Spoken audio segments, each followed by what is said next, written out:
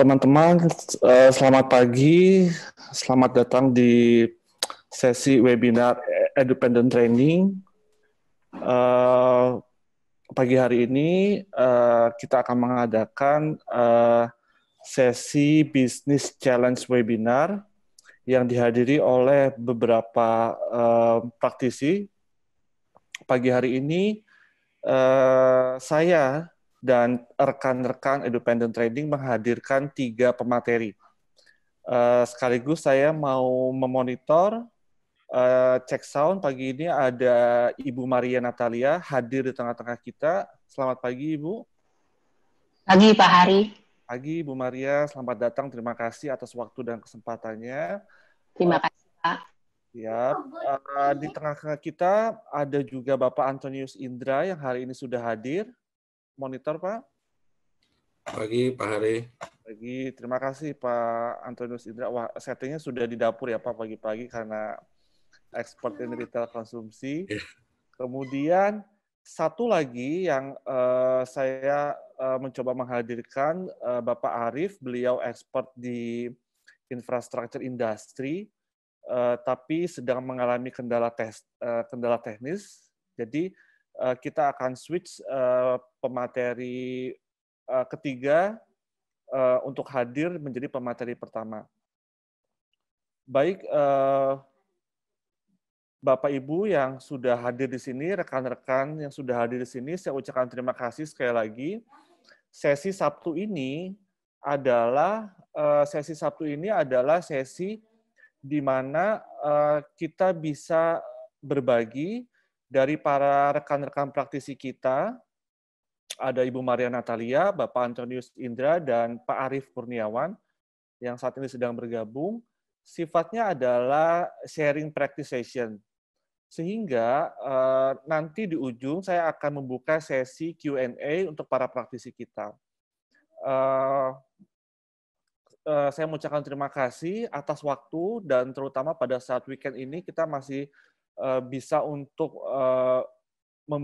membagi ilmu, masih bisa untuk menerima ilmu, masih bisa untuk menambah wawasan kembali. Baik, untuk tanpa berpanjang lebar lagi, saya akan mulai dengan pemateri pertama kita. Nah, teman-teman, hanya untuk sekedar memastikan bahwa this is multi-perspective industry. Sehingga yang ingin harapannya adalah bahwa teman-teman yang juga berasal dari beberapa industri bisa untuk melihat peluang, bisa untuk belajar, bisa untuk menambah insight. Jadi saya harapkan kita tidak mengkotak-kotakan spesialisasi industri kita, bahwa opportunity di depan membuka kesempatan sebetulnya bagaimana peluang, terutama pada saat masa pandemi COVID ini, bagaimana peluang dari industri lain yang bisa kita ambil strateginya. Jadi moga-moga teman-teman yang berasal dari industri lain, berasal dari industri lain bisa mengambil substansi dan strateginya serta sharingnya. Ya, jadi kita tidak berusaha untuk mengkotak-kotakan bahwa saya berasal dari industri yang berbeda. Dan beliau-beliau ini hadir di tengah-tengah kita memang memberikan ilmu dan insight yang sifatnya praktis. Ya, jadi ini sangat moga-moga sangat applicable sekali, sangat bisa diterapkan sekali. Oke, yang pertama saya coba bacakan CV-nya dulu, adalah Bapak Antonius Indra Sakti. Beliau ekspor di retail konsumsi, ya. Bisnis ini terutama pada saat pandemi COVID ini cukup booming, ya, cukup booming sehingga moga-moga ini bisa menjadi masukan nanti bagi para pelaku atau pegiat bisnis kuliner, kira-kira how to survive terutama pada saat masa pandemi ini. Oke, Antonius Indra Sakti, beliau nanti untuk brandnya mungkin beliau bisa menyebutkan sendiri. Untuk pendidikannya, beliau menyelesaikan jurusan Food and Technology di Universitas Gadjah Mada, kemudian juga S1-nya di Atmajaya Yogyakarta menyelesaikan Food and Technology. Jadi ini moga-moga ilmunya cukup linier, praktisnya ada, moga-moga kita mendapatkan pemahaman yang komprehensif. Baik, Bapak Antonius Indra, waktu dan tempat kami persilakan. Terima kasih Pak Hari. Saya coba share untuk beberapa, ada yang mau kita share sedikit materi. Salam sehat untuk kita semua, salam kenal untuk teman-teman akademisi, teman-teman dari retail, teman-teman dari industri. Ya. Kali ini saya, Antonius Indra, coba ingin men-sharingkan mengenai food retail consumption. Ya. Kebetulan saya memang beberapa, ya mungkin udah belasan tahun saya ada di bisnis restoran atau di bisnis retail. Ya. Nama lengkap saya mungkin saya perkenalkan dulu. Nama saya Antonius Indra, sarjana dan master. Ya, jadi saya memang secara keilmuan adanya di bidang makanan. Ya. Saya mulai berkarya di tahun 2006 hingga tahun 2020. Beberapa brand seperti yang saya coba tampilkan di sini. Ada beberapa brand fried chicken, burger, donat, ramen, Chinese food, dan beberapa produk olahan seperti yang Foster's ini adalah selai. Dan saya juga pernah di retail ya di Ion. Okay. Beberapa bagian yang saya sering tangani adalah new product development, quality assurance, dan food production process. Ya. Jadi mungkin di sini kita nanti mungkin ada beberapa teman yang berasal dari industri yang sama, kita bisa share. Oke, kalau Bapak Ibu lihat di bawah ini ada rentetan gambar, mungkin pagi-pagi ini masih bisa kita nikmati ya. Jadi ini adalah sedikit produk yang memang saya biasa pegang atau biasa saya tangani, mulai dari produk beberapa western, tradisional. Kalau Bapak Ibu lihat paling kiri ini ada olahan-olahan tradisional, ya. Kemudian ada yang western, burger, fried chicken, pasta, ramen juga. Oke. Ini perkenalan dari saya. Nah, saya mau sedikit menjelaskan mengenai food industry. Ya. Saya bagi menjadi 4 bagian. Ya. Ini merupakan pengalaman saya selama kurang lebih 14-15 tahun ada di industri yang ini. Ya. Saya bagi menjadi 4 bagian besar, yaitu produk, supply chain management, marketing strategic, dan project execution. Ya. Jadi 4 bagian ini yang sangat penting di food industry. Ya. Kita bahas mengenai produk. Memang ada beberapa bagian-bagian lain, tetapi untuk saat ini yang sangat penting adalah 4 bagian ini. Oke, tahap pertama adalah produk. Pertama adalah produk, yaitu kita bagi lagi menjadi 4 bagian, yaitu saat ini produk itu harus unik. Tetapi ini bukan suatu masalah yang besar karena media sosial ini sekarang sangat berkembang sehingga kita bisa belajar dari manapun, kita bisa membandingkan produk yang satu dengan produk yang lain, produk yang di luar pun kita bisa lihat bagaimana sih uniqueness-nya produk kita. Unik ini dituntut saat ini perkembangan sangat ketat, ya. Jadi kita tidak bisa berlama-lama lagi. Kalau mau kita survive di bisnis ini, kita harus memiliki unik. Ya. Produk yang kita jual harus unik, harus berbeda daripada yang lain. Kalau saya ambil bahasa persingkatnya adalah unik itu adalah kita harus berbeda daripada yang lain. Berbeda dari segi apapun, misalkan penampilan, quality, ya, kemasan, kita harus unik. Okay. Quality tidak menyampingkan dari unik, quality itu juga kita harus jaga.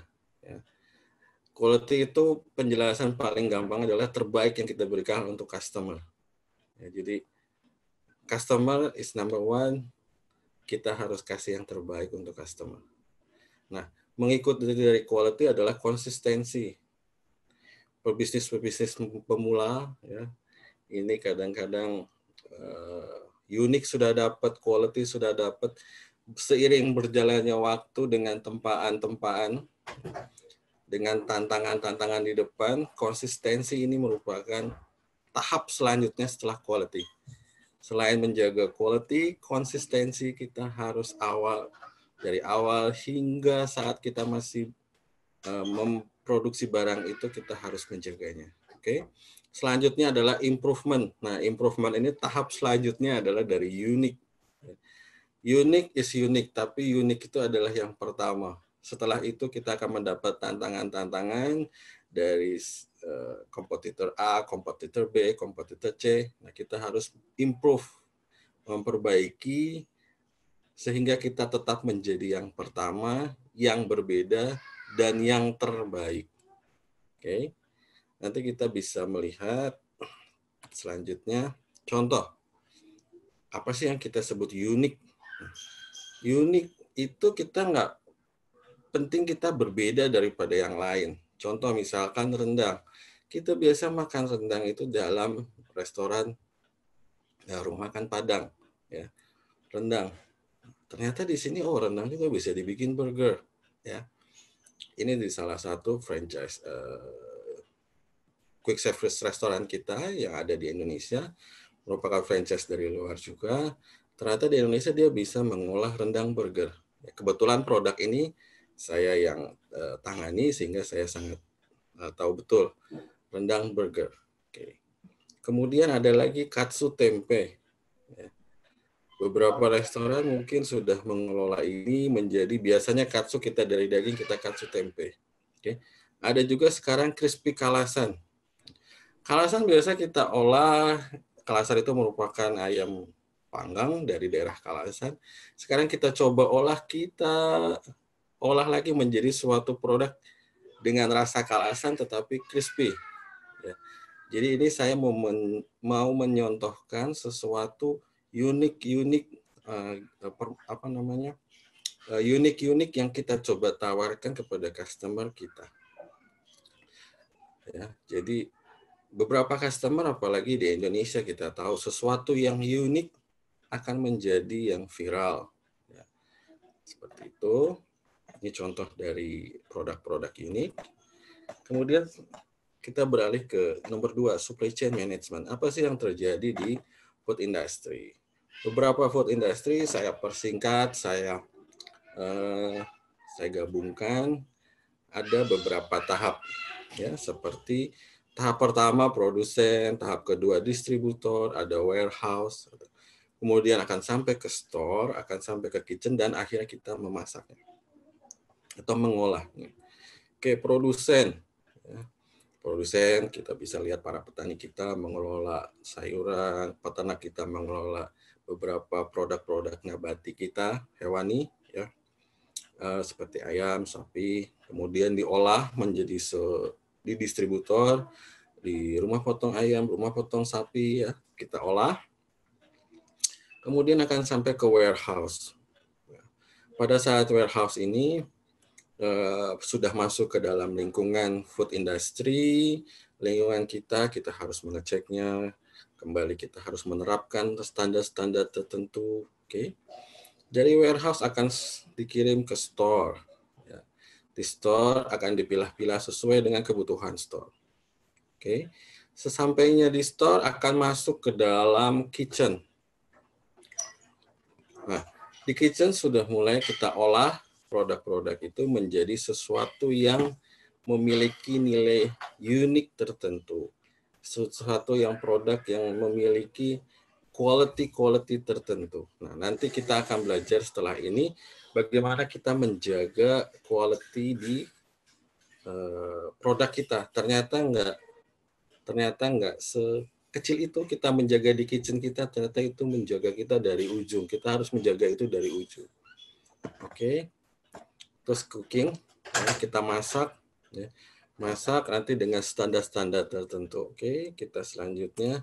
Nah, tahap selanjutnya adalah seorang yang pengelola dari produk ini, atau misalkan di sini adalah chef, ya, atau yang memasak produk ini, dia akan memberikan suatu spesifikasi produk. Ya. Ayam yang dikirimkan harus dalam bentuk segar, tidak memar, tidak kotor, ya, harus segar. Kemudian itu nanti akan disampaikan ke bagian kitchen, bagian store akan ke gudang. Di gudang akan menentukan standar itu, menyampaikan standar itu ke distributor dan ke produsen. Ya. Jadi proses menjaga quality dan menjaga konsistensi produk kita itu berawal sebenarnya dari tingkat awal supply chain itu terjadi. Ya, jadi dari tingkat produsen kalau di food industry. Itu kita harus menjaga.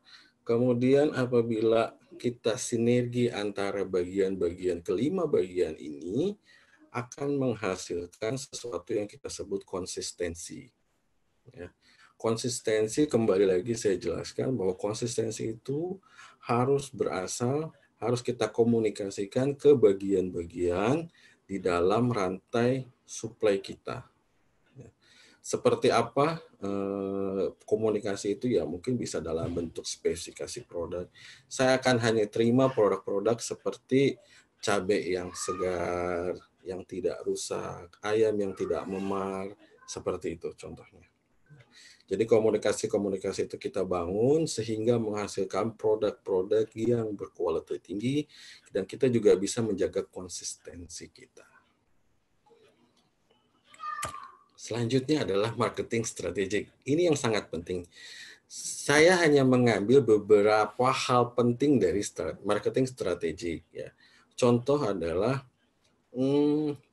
seberapa data menunjukkan seberapa sering sih seseorang itu melakukan pemesanan makanan dalam 1 minggu. Ternyata yang sangat amazing dari 7 hari, mungkin kalau saya, data ini adalah sebagai data untuk men-trigger kita, membuat pola pikir kita, mau seperti apa sih bisnis yang kita mulai ini, bisnis makanan kita ini mau seperti apa yang kita mulai. Nah, mungkin kita bisa beranjak dari data ini. Ternyata 2,6 kali, jadi mendekati ke 3 kali dalam waktu 1 minggu, customer itu memesan melalui aplikasi pesan online. Jadi kalau misalkan kita bayangkan dalam suatu minggu itu 7 hari, para pekerja atau misalkan para teman-teman industri, teman-teman akademisi itu mungkin bekerja 5 hari, ya.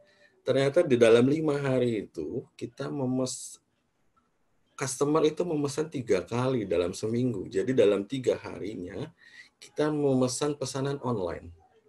Nah, di situ kita bisa olah lagi bahwa makanan kita harus memiliki variasi atau produk-produk kita harus memiliki variasi untuk memenuhi kebutuhan mereka.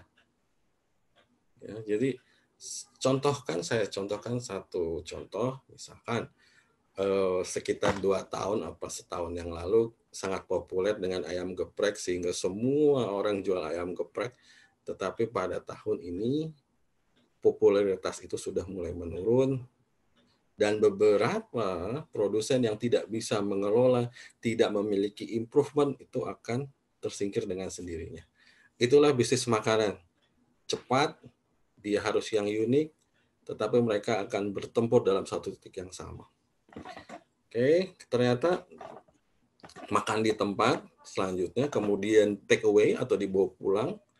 Take away melalui telepon, ya biasanya ada customer care tertentu, ya 14.0 sekian-sekian. Take away melalui website restoran atau telepon. Ya. Via telepon langsung, ini biasa restoran-restoran tertentu yang sudah old school. Oke. Jadi dari data ini kita bisa melihat bahwa ternyata yang tren itu adalah kita menjual sesuatu produk melalui pesan antar makanan, aplikasi pesan antar. Itu sangat terbuka lebar kesempatan itu, dan beberapa vendor online juga membuka kesempatan untuk para UMKM atau pebisnis pemula untuk melakukan itu. Oke. Nah, dalam marketing strategik yang kedua, saya mau sharingkan adalah kita harus mempelajari target market kita. Ya. Jadi kalau misalkan saya gambarkan di sini, ternyata untuk kita udah cenderung sekarang, apalagi dengan pandemi ini ya, cenderung untuk ke arah-arah online. Ya, offline kita mungkin rada diturunkan sedikit. Contoh seperti PSBB Jakarta, semua restoran harus mengadakan take away, kemudian harus tidak boleh dine in, sehingga arah-arahnya adalah ke online. Ternyata pembagian online kita adalah pembeli di situs-situs online kita adalah hampir dikit-dikit merata, yaitu generasi milenial 30%, generasi X 34%, kemudian generasi boomers itu 31%. Saya mau menunjukkan di sini sesuatu adalah bahwa kita... Pak Antonius, izin waktunya Pak, nanti kurang lebih 3 menit lagi. Oke. Nah, pebisnis-pebisnis ini harus mulai memperhatikan kebutuhan-kebutuhan para generasi kita. Ya, jadi karena ini pembagiannya rata, sehingga kita bisa melihat bagaimana sih kebutuhan-kebutuhan para di generasi ini. Oke.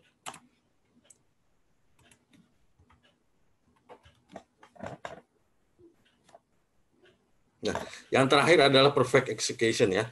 Jadi di food industry kita ada SOP dan kita ada latihan-latihan secara berkala. Kemungkinan pada saat pandemi ini kita bisa latihan lebih sering lagi sehingga kita dapat melakukan yang terbaik. Ya. Customer hanya mengharapkan quality dari kita. Ya, jadi kembali lagi bagi para pegiat bisnis, konsistensi nomor 1. Oke. Sekian dari saya Pak Hari.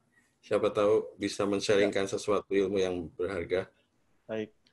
Terima kasih Pak Antonius. Mohon izin sebelumnya waktunya bahwa kita cukup limit, tapi nanti kita akan buka dengan sesi Q&A. Cukup menarik sekali, saya pikir pagi-pagi kita sudah disuguhkan dengan ayam geprek, mie, moga-moga bisa menjadi pembuka. Karena kalau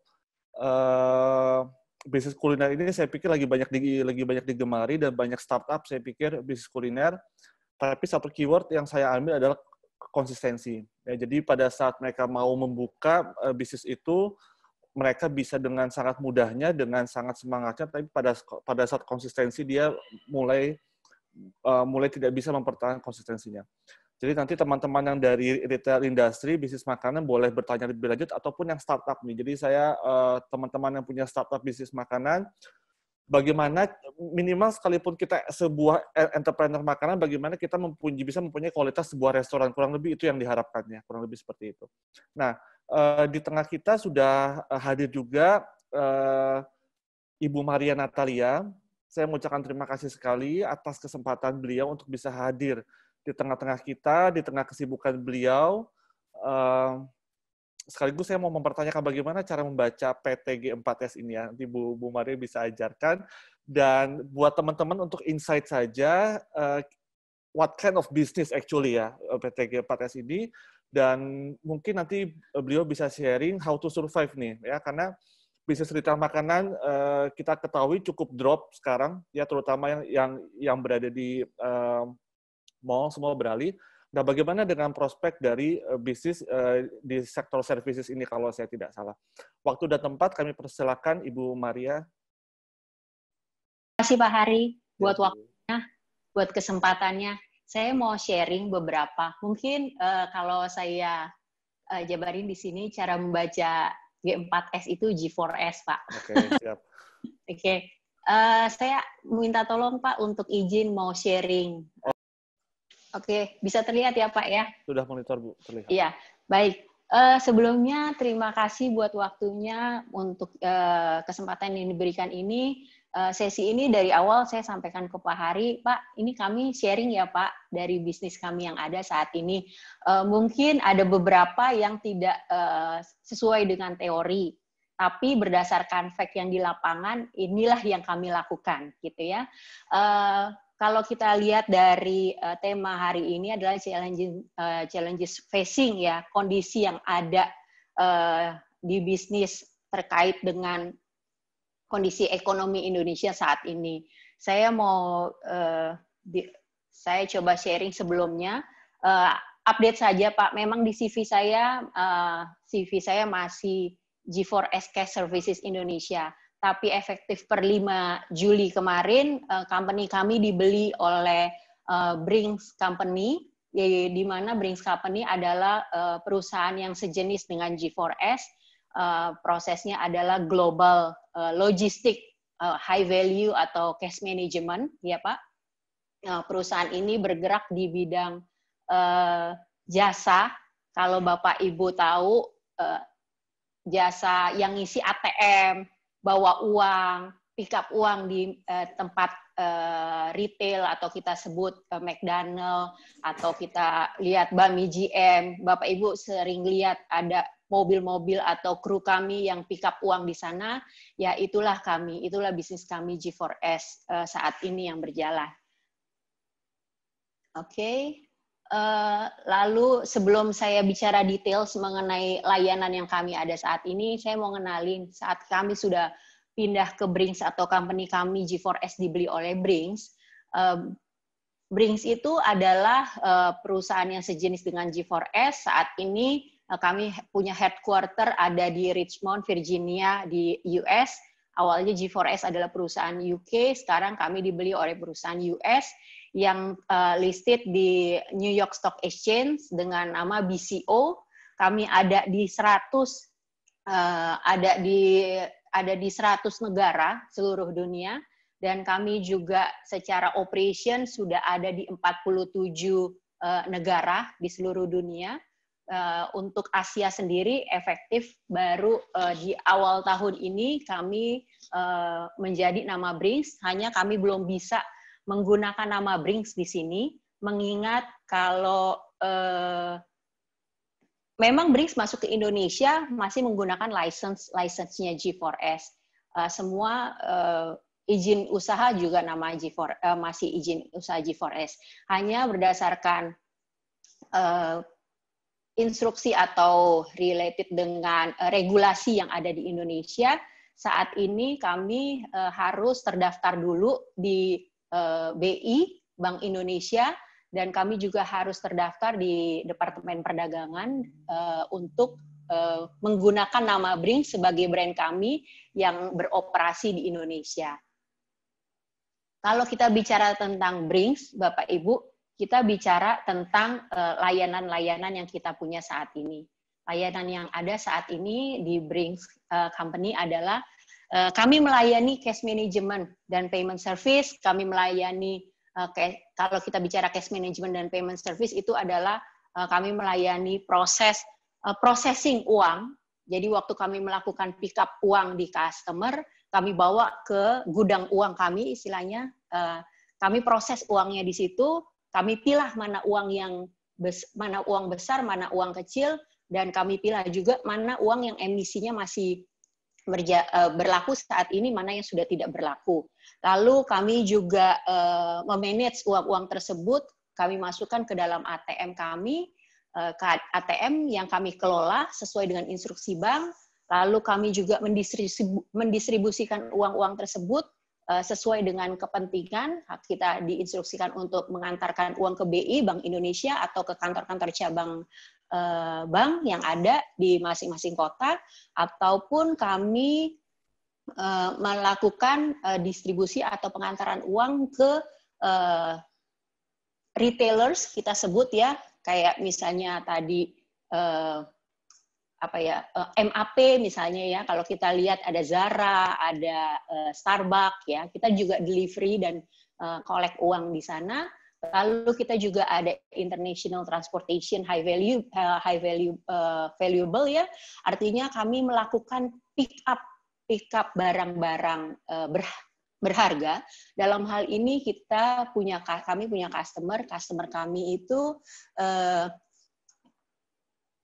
mining industry ya, tapi spesifik untuk emas, logam emas, lalu salah satunya emas ya. Kami bawa emas dari site ya menuju ke aneka tambang, lalu diproses di aneka tambang. Setelah diproses di aneka tambang, kami bawa kembali ke refinery-nya mereka, Lalu setelah itu mereka melakukan distribusi ke beberapa perusahaan, itu juga prosesnya ada di kami. Itu masuk kategori dari high value. Lalu kita juga, khusus di Indonesia, kita nggak ada guarding lagi. Kita ini hanya ada di US saat ini. Kami Bring sudah ada di bisnis ini selama 160 tahun. Kami dari dulu spesialisasi kami memang melakukan layanan kelima layanan di atas ini ya sebagai core kami. Kalau kita mau detailkan apa sih cash management sama payment services itu ya. Jadi kalau cash management itu adalah tadi yang sudah saya bilang, kita collect uang dari masing-masing cabang bank, dari Bank Indonesia, dari retailers ya, dari tadi misalnya restoran-restoran ataupun sinema ataupun kita juga melakukan pick up di logistik company. Uangnya kita bawa, Bapak Ibu, kita bawa, kita cek kondisinya, kita proses istilahnya sesuai dengan peraturan Bank Indonesia yang berlaku ya. Lalu kami secara currency kami verifikasi juga, kami laporkan uang-uang yang ada di kami itu ke pihak bank yang menjadi customer kami. Juga kami dari bank tersebut, bank akan melakukan istilahnya order processing dan fulfillment. Artinya mereka akan menginstruksikan ke kami, Brings, tolong uang tersebut dimasukkan ke ATM yang ada di pengolahan Brings saat ini. Lalu kami masukkan ke ATM atau mereka menginstruksikan untuk delivery atau dikirimkan ke Bank Indonesia. Itu kami yang melakukan juga. Lalu kami juga melakukan pick up untuk cabang-cabang mereka dan juga untuk customer besar mereka seperti major customer mereka seperti perusahaan rokok salah satunya ya, ataupun distributor FMCG juga, ataupun beberapa retailers besar seperti Kawan Lama, ataupun termasuk juga energi seperti Pertamina, Shell, itu adalah instruksi-instruksi yang biasa mereka berikan kepada kami ya. Atau uangnya dalam proses cash management ini mereka menginstruksikan kepada kami untuk dilakukan pengkreditan atau same day credit dengan teknologi yang kami punya saat ini, atau mereka bilang simpan aja uangnya di dalam warehouse kalian atau di vault kalian, karena nanti kami akan menggunakan uang itu untuk kepentingan yang lain, seperti itu. Dan related ke ATM, kami memonitor ATM. Kalau Bapak Ibu punya masalah dengan ATM, misalnya uangnya nggak keluar, ternyata uangnya habis, sebenarnya Bapak Ibu komplain ke customer service bank. Nah, saat Bapak Ibu komplain itu, biasanya mereka akan menghubungi kita untuk melakukan cash replenishment atau pengisian ulang di ATM-ATM tersebut, atau ATM-nya bermasalah. Sekarang kan banyak sekali ya vandalisme, kalau kita sebut ya, ATM-ATM itu dirusak gitu ya. Nah, biasanya kami yang monitor, oke, ATM yang tersebut rusak, sebaiknya dibenerin. Kelihatannya ATM tersebut ada vandal nih, ada dikorek-korek orang, atau digunakan orang untuk ada kasus pencurian lah istilahnya gitu, atau mesinnya hilang gitu, itu semua kami yang monitor, itu ada di ATM manajemen kami. Lalu kalau ATM-nya rusak, mati, itu juga mereka, pihak bank juga menghubungi kami, tadi cash in transit, kalau sama seperti logistik kalau perusahaan kami, cuma kami sifatnya high value ya, uang dan barang-barang berharga, itu kami lakukan collect, delivery, sama deposit juga. Lalu kami juga melakukan pick up untuk banknotes, kalau sekarang kita cek billet gitu ya, atau misalnya Bapak Ibu sekarang punya cicilan di satu misalnya BCA Finance gitu ya. Nah, untuk sertifikatnya itu atau BPKB-nya atau sertifikat rumahnya itu biasanya kami yang melakukan distribusi ke masing-masing cabangnya juga ya. Kalau bicara tentang international transportation, kami mengirimkan barang-barang berharga, tidak terbatas hanya emas, termasuk juga stamp duty, atau kalau Ibu tahu, kalau di rokok itu ada label ya, itu adalah high value. Lalu juga kami juga kirimkan distribusi ke tempat-tempat masing-masing, tempat pemotongan kertas itu. pemotongan materai-materai itu. Nah, kalau bicara Brinks, network kami ada di 18 cabang di seluruh Indonesia saat ini, di luar kota. Kami menempel sekali dengan BI karena kami tunduk dengan peraturan Bank Indonesia. Kami asosiasi kami adalah Abjatin. Kami di bawah ada peraturannya namanya PJPUR ya. Itu semua aturan dibuat oleh Bank Indonesia saat ini. Oke, ini adalah culture value yang bisa kami sampaikan. Saat ini saya nggak akan ngomong ini terlalu details ya. Intinya di Brinks Company ini cukup kami sangat di-equip dengan fasilitas-fasilitas yang ada untuk memberikan layanan yang terbaik kepada customer-customer kami dan safety yang tinggi terhadap employee karena barang-barang yang kami bawa itu adalah barang-barang yang sangat berharga. Oke, menghadapi kondisi saat ini, apa yang kami lakukan untuk perusahaan kami kita tahu ya, kalau beberapa perusahaan saat ini berdampak atau berimbas sangat signifikan, bahkan ada yang sampai tutup karena coronavirus ini ya. Di perusahaan kami pun kami juga mengalami masalah yang sama, challenge yang sama. Tapi mungkin karena kami ini adalah salah satu bisnis vital di industri ini, jadi impact-nya itu tidak terlalu banyak memang. Impact-nya itu terhadap penjualan kami saat ini adalah 20-30%. Ya, jadi penurunan di bisnis kami terhadap coronavirus itu kurang lebih ada 20-30%. Sales kami turun, lalu kami banyak kehilangan customer, karena kalau Bapak Ibu tahu, mall-mall banyak yang tutup ya, ATM banyak yang tidak beroperasi karena coronavirus ini, lalu impact-nya adalah beberapa bank juga harus lockdown, karena beberapa employee-nya mereka mengalami positif terpapar COVID, otomatis satu cabang itu biasanya atau satu gedung kadang ya itu harus tutup atau satu company harus tutup ya, dan mereka juga mengalami defisit atau kebangkrutan, itu yang membuat mereka juga menutup kantor-kantor cabangnya mereka. Akhirnya kami juga banyak kehilangan customer, lalu kami juga berdasarkan ada beberapa customer yang masih stay ke kami, tapi mereka kasih kami challenge, yaitu saya masih tetap mau pakai layanan kalian, tapi saya mau kalian berpikir bagaimana caranya supaya cost kami saat ini itu bisa turun. Itu challenge kami ya, dan karena hal ini juga dibarengi dengan behavior-nya customer yang berubah. Oke, beberapa inisiatif yang kami lakukan adalah yang pasti nomor satu, kami revisit lagi strategi bisnis kami. Kami yang tadinya awalnya tergantung sekali sama bank, ya, karena bank adalah major customer kami saat ini. Kami sekarang agresif di retail. Kami direct ke masing-masing retailers kami supaya benefit yang bisa kami create bisa dirasakan langsung oleh klien kami. Karena kalau kita melalui bank contohnya di kondisi ini mereka mengalami banyak sekali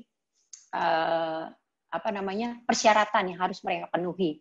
Walaupun bank saat ini banyak membantu mereka untuk menanggulangi krisis ekonomi mereka, tapi tetap buat mereka itu masih high cost ya. Makanya kita coba kita lebih agresif ke direct retailers kami. Lalu kita coba analisa customer apa sih yang hilang dan berapa impact-nya terhadap perusahaan kami, itu kami lihatin satu-satu Bapak Ibu.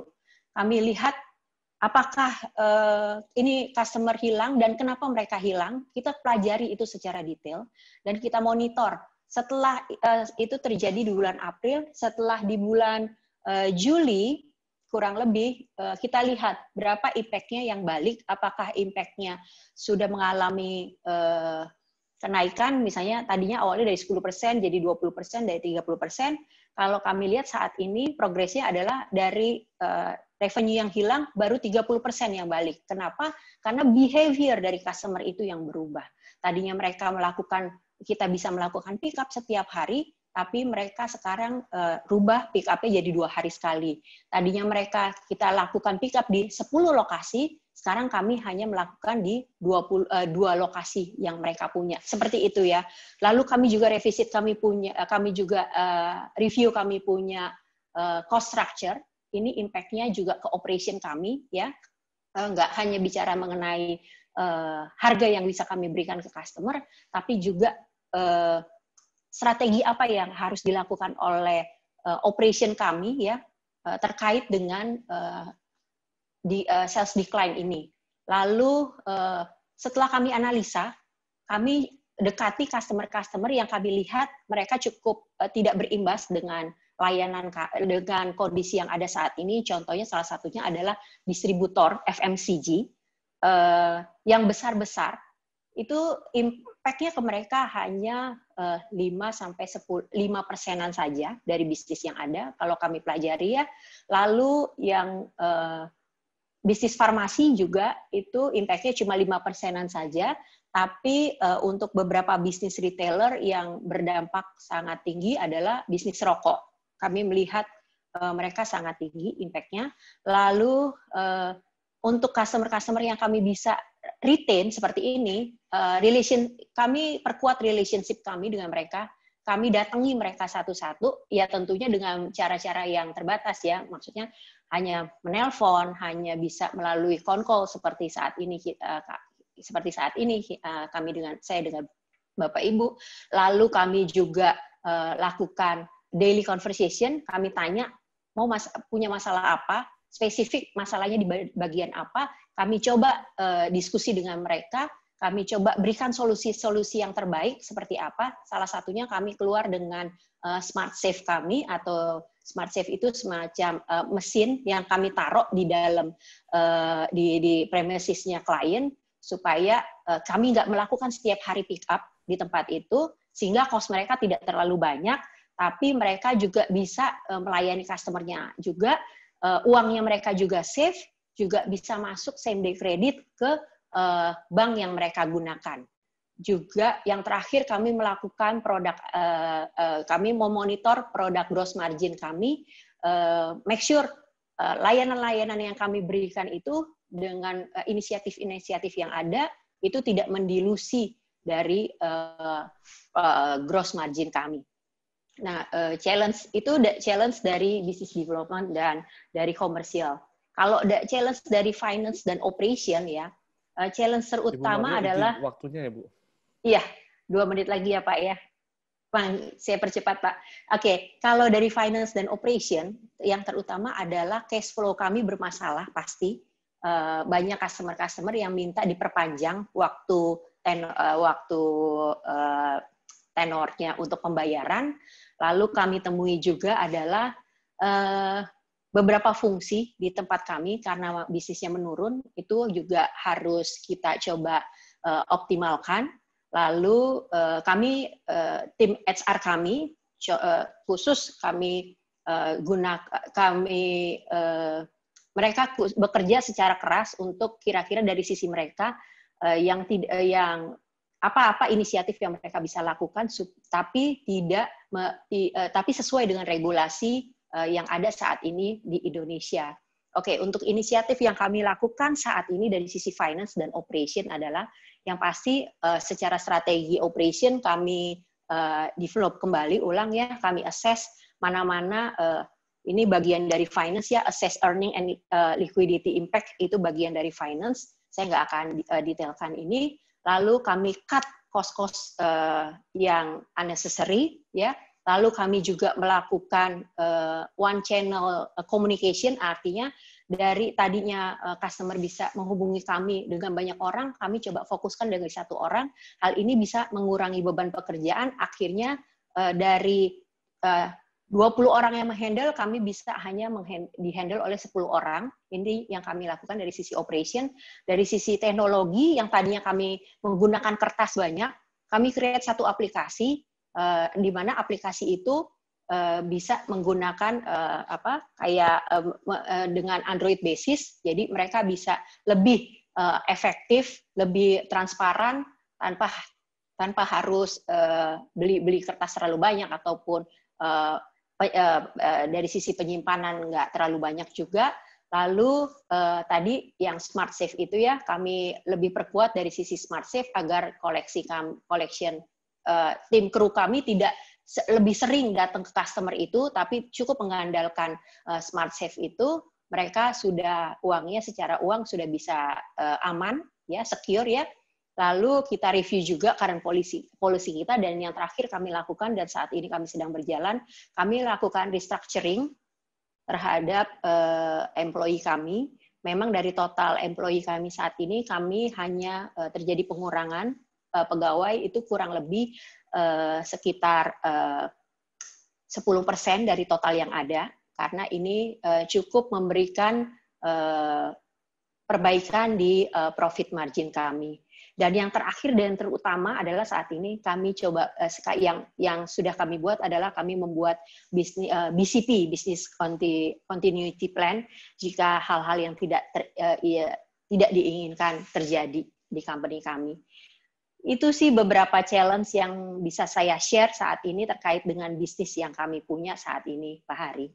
Siap. Terima kasih Bu Maria. Saya ada satu utang. Boleh kepada tim ditampilkan?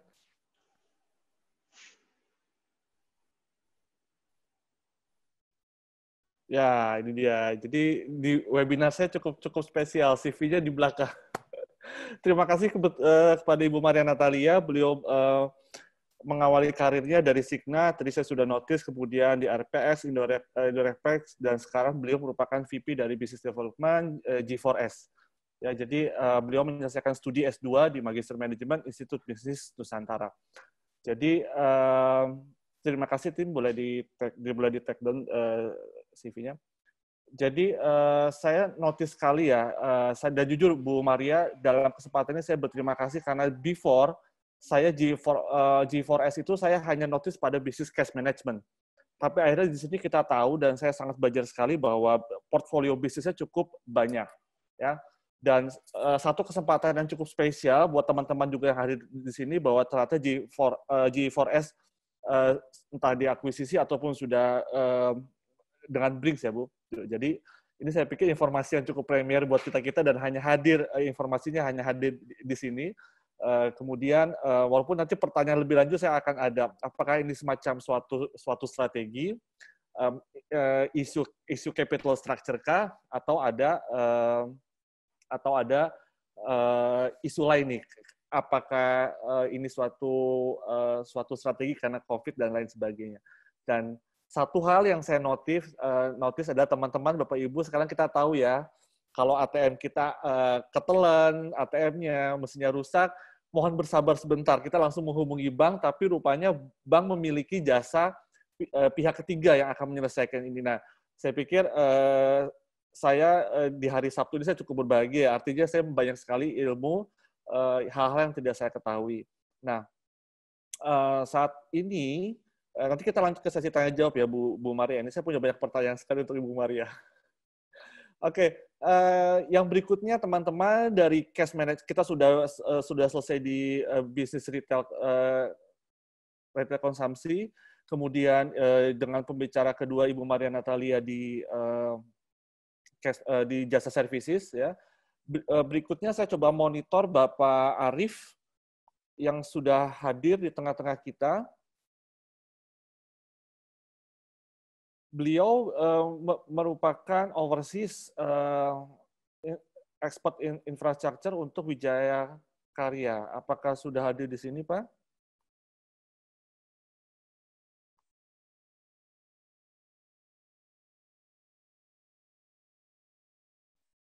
Baik, sambil menunggu, saya coba bacakan CV-nya dahulu. Boleh tolong ditampilkan, tim?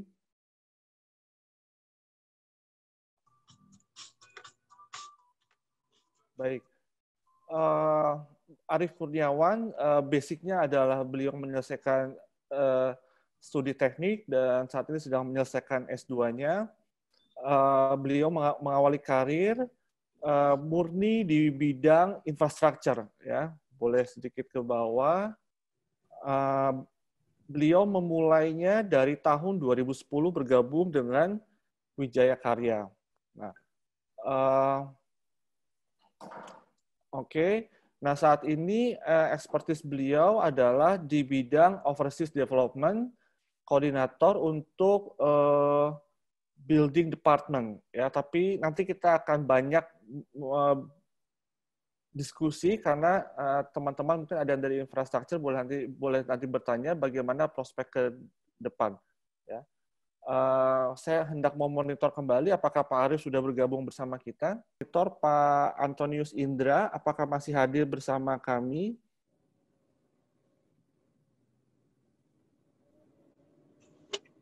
Oke, masih Baik, hadir.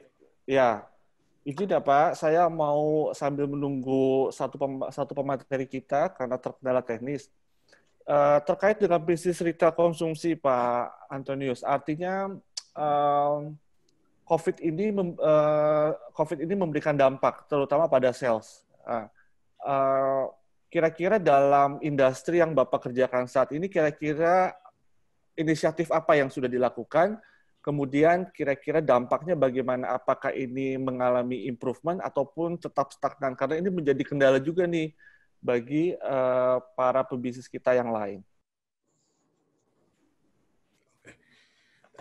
Selama pandemi COVID ini, jelas bisnis food industry mengalami banyak sekali tantangan, dan dengan tantangan-tantangan itu kita mengalami perubahan-perubahan. Contoh yang sangat besar yaitu ketika kita harus merubah bisnis kita dari offline menjadi online, ya. Sebelum pandemi mungkin kita sedikit sekali persentase online kita. Kemudian pada setelah pandemi ini atau saat pandemi ini, kita gencar sekali untuk membuat sesuatu gebrakan-gebrakan di online bisnis, ya, sehingga itu sedikit banyak merubah struktur-struktur produk-produk kita sehingga supaya bisa masuk ke dalam online bisnis kita.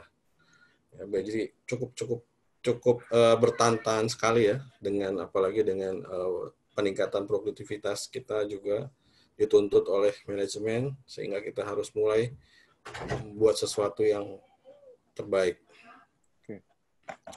Saya notice untuk bisnis online ya Pak Antonius, ya, artinya bahwa sekarang memang semua sudah beralih ke online basis. Boleh nggak sih artinya kita mendapatkan informasi karena semua go online ya. Secara spesifik artinya adakah strategi khusus ya untuk go online ini ya? Oke. Dari kembali lagi seperti paparan saya di awal, produk, ya, jadi produk-produk, ada beberapa produk yang tidak bisa kita online kan, ya.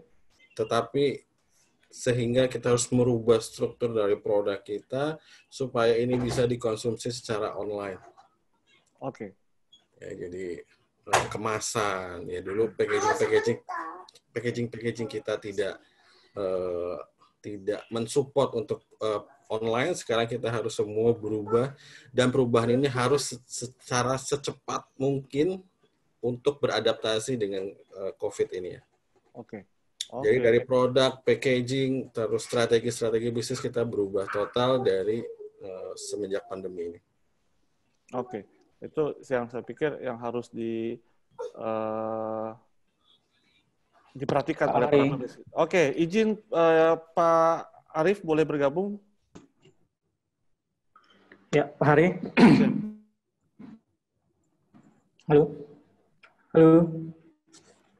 Pak. Oke, Pak.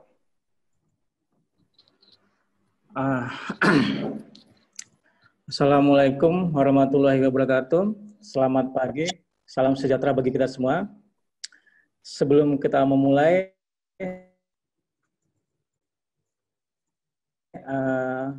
mungkin marilah kita agar teman, saudara-saudara kita yang terpapar positif corona, COVID-19 diberi kekuatan, kesehatan, dan diberikan kesembuhan segera. Amin. Amin. Pak Hari, izin sebelumnya saya ingin memperkenalkan PT Wijaya Karya. Mungkin tidak semua teman-teman di sini mengetahui PT Wijaya Karya. Gitu. PT Wijaya Karya atau biasa dikenal dengan Wika adalah salah satu perusahaan di bidang konstruksi yang dimiliki oleh pemerintah di bawah Kementerian BUMN yang saat ini dipimpin oleh Pak Erick Thohir.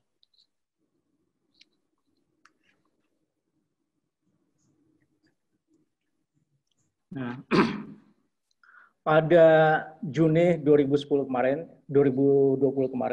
telah dilakukan RUPS luar biasa, di mana hasil RUPS menunjuk Pak Agung Budi Waskito sebagai Presiden Direktur dan didampingin oleh 6 direksi untuk membantu beliau saling bahu-membahu untuk membawa Wika semakin terdepan. Nah, berikut adalah visi misi Wika, Pak, sampai tahun 2030.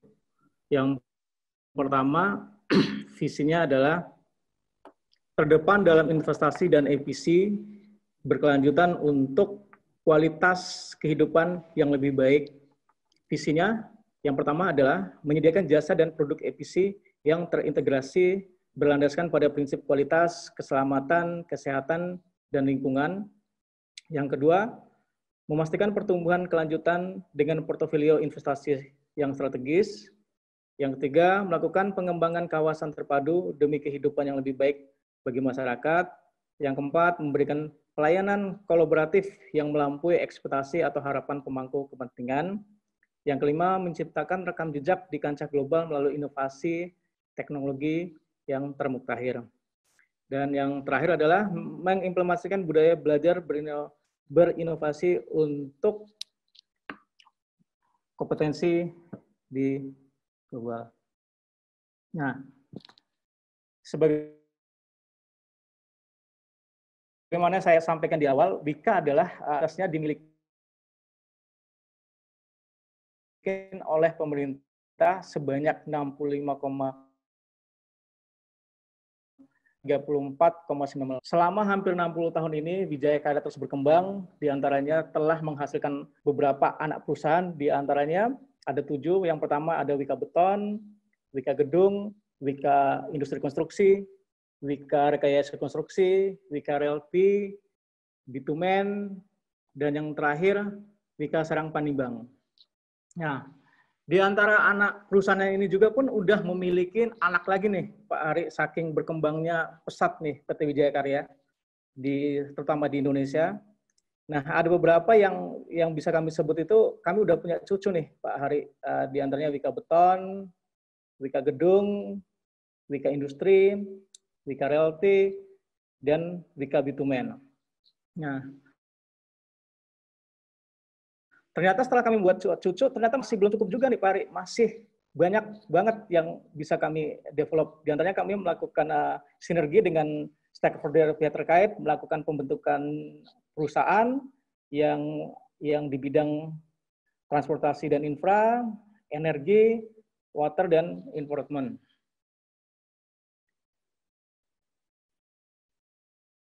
Nah, berikut adalah kampanye overview Wika.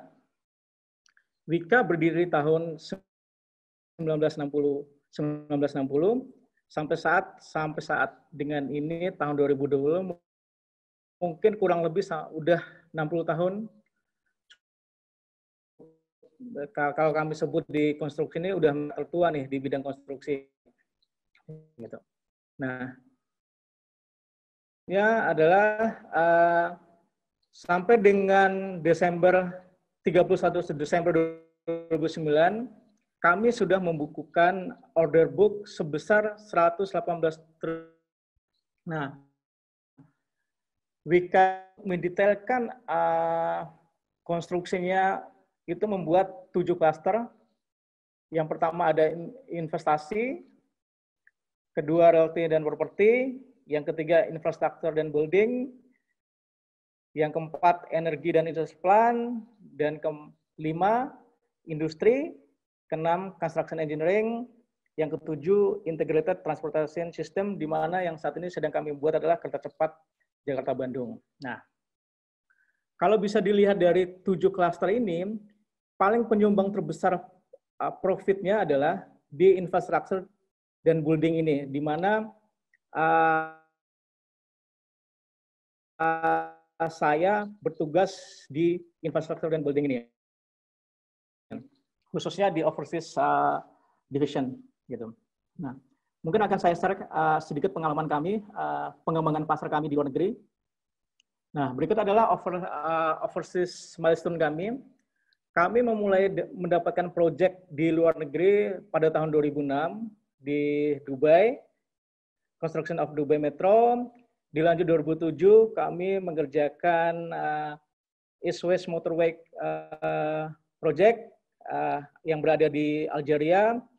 Di sana kami berpartner atau ber-JO dengan Kojal. Kojal merupakan konsorsium dari Jepang, di mana tahun 2007 ini adalah salah satu proyek terbesar di dunia, Pak. Nah, akibat keberhasilan kami di dua proyek ini, sehingga di tahun 2011 overseas resmi dibentuk menjadi overseas department, di mana dibagi menjadi dua bagian, Middle East and Africa Division dan Asia Pacific Division. Sehingga terus berlanjut sampai dengan saat ini, bisa kita lihat sampai terakhir dengan 2009 kami semakin merambahkan sayap kami di luar. Di sini ada UAE, Taiwan, Malaysia, Senegal, maupun Solomon Island.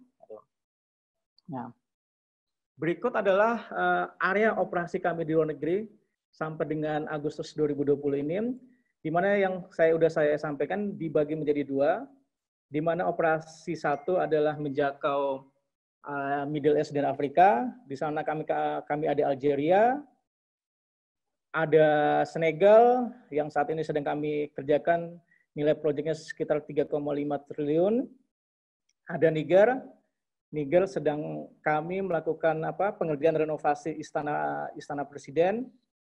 Di Dubai kami sedang melakukan pengerjaan Dubai Expo, yang dimana kami melakukan kerjasama dengan Kementerian Perdagangan.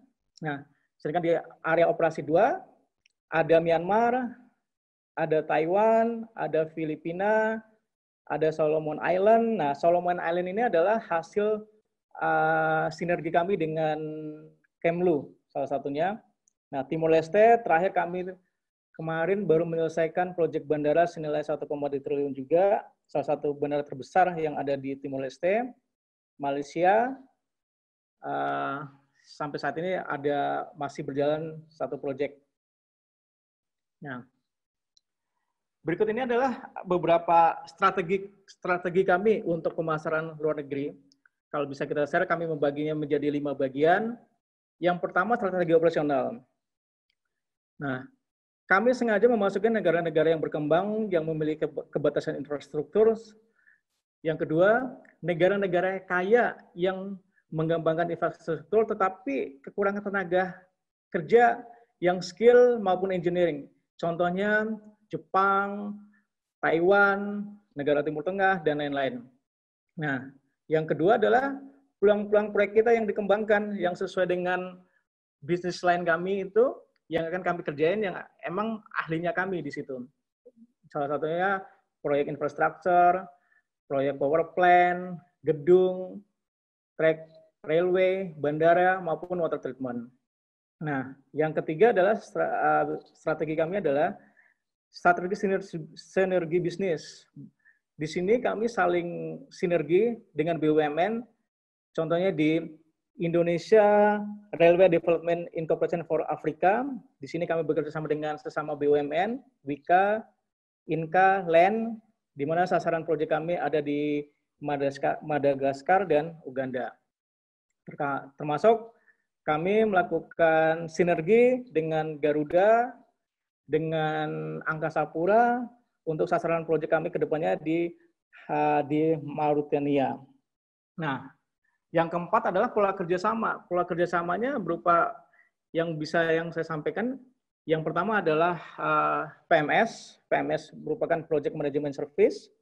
Yang kedua adalah sebagai kontraktor utama.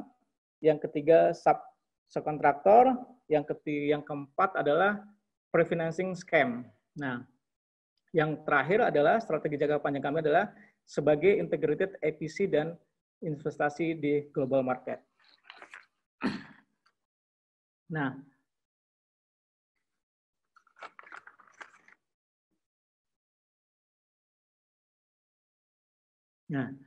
apa sih tantangan yang kami hadapi di dunia konstruksi selama hampir 6 bulan ini? Yang pertama adalah budgeting. Kenapa budgeting ini sangat penting? Karena ini adalah nyawa di dunia konstruksi, Pak. Tanpa ada dana, tanpa ada duit, kami tidak bisa bekerja. Nah, di mana kita ketahui saat ini hampir semua negara Indonesia maupun negara-negara operasi kami yang bisa Bapak lihat di layar, hampir semua kena impact terhadap pandemi COVID, walaupun dengan karakteristik yang beda-beda, dengan impact yang berbeda-beda, kayak gitu. Nah, sebagaimana kita ketahui, budgeting ini apalagi khususnya proyek-proyek pemerintahan. Nah, proyek-proyek pemerintahan ini pendanaannya belakangan ini diprioritaskan menjadi untuk kesehatan, Pak Hari, sehingga dana-dana strategis untuk proyek-proyek itu di-hold dan diutamakan untuk kesehatan. Nah, itu yang menjadi pertama kendala kami selama pandemi ini. Nah, apa yang kami lakukan untuk bisa survive kayak gitu terhadap pendanaan ini? Contohnya di Senegal, kami melakukan sinergi, kami mencari pendanaan, kami mencari partner pihak ketiga. Senegal kami mempunyai proyek 3,5 triliun, kami menggandeng pihak ketiga, menggandeng Exim Bank, menggandeng Afrika Exim Bank maupun Eropa Exim Bank. Sehingga proyek yang udah kami targetkan itu bisa terus berjalan sesuai on the track, walaupun pasti tetap ada kendala-kendala di awal kayak gitu. Nah, terus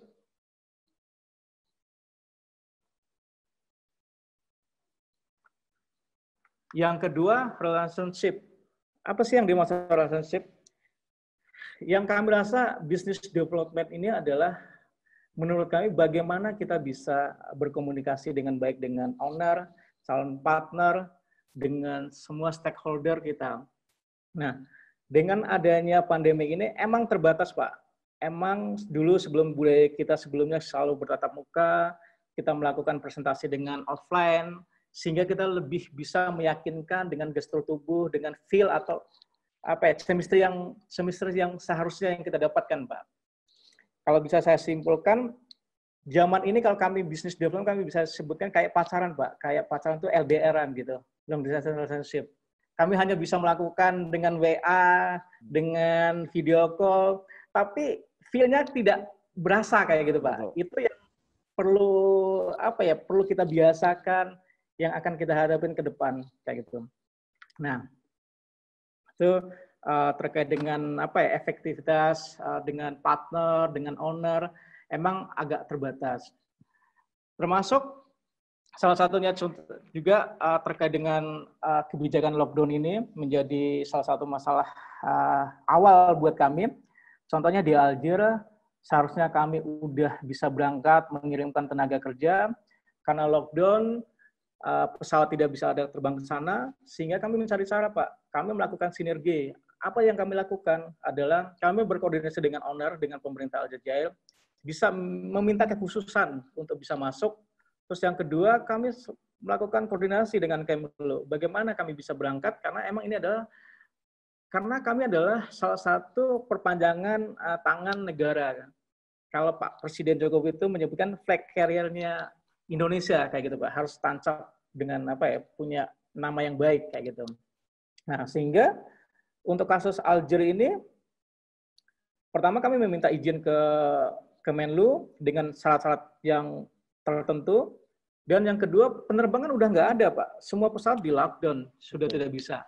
Apa yang kami lakukan adalah kami merental satu pesawat, Pak. Kami charter pesawat, kami berangkatkan kayak gitu. Emang kosnya besar, tapi itu adalah yang harus kita bayarkan untuk memuaskan owner, customer kayak gitu. Ya. Nah, itu untuk relationship. Nah, yang terakhir adalah menurut kami adalah teamwork kayak gitu, Pak. Dalam arti selama ini kita bekerja dengan teamwork ini dalam artian internal kami, Pak ya. Kami terbiasa bekerja dengan tatap muka, koordinasi dengan offline, melakukan meeting tiap hari. Awal-awal dengan adanya WFH ini, kami sangat pertama-tama terganggu, alias tidak terbiasa gitu. Di mana biasanya para senior yang udah, kalau kami kan masih milenial Pak ya, sedangkan yang bapak-bapak yang itu udah kolonial itu masih kurang paham dengan apa ya, kayak IT, dengan aplikasi-aplikasi yang untuk memudahkan kita koordinasi. Nah, apa yang kami lakukan adalah kami melakukan sosialisasi. Kami meminta bantuan, kami ada tim IT, kami melakukan sosialisasi bagaimana mempermudah kerjaan. Tiap hari kami melakukan koordinasi virtual meeting, sehingga kami bisa mereminder pekerjaan-pekerjaan teman-teman ini dan mendelegasikan pekerjaan-pekerjaan ini kepada rekanan-rekanan kami atau staf-staf kami, sehingga hasilnya itu sesuai dengan yang seperti sebelum pandemi ini.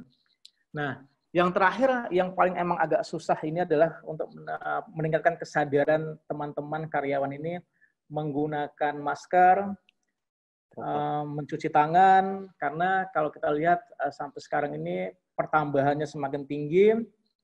Kami juga ada beberapa teman juga kami yang kena, tapi alhamdulillah sekarang udah sembuh. Nah, ya itulah mungkin ya beberapa yang kendala-kendala yang bisa yang kami hadapin kayak gitu, tantangan-tantangan. Tapi dengan new normal ini, dengan tatanan hidup baru, kami udah mulai terbiasa, udah mulai survive lah kalau kami bisa bilang kayak gitu. Mungkin gitu Pak Hari yang bisa saya sampaikan. Nanti kalau emang ada pertanyaan, karena kalau saya Pak. Ya menjelaskan banyak banget negara ini karena sangat berbeda ya. Makasih.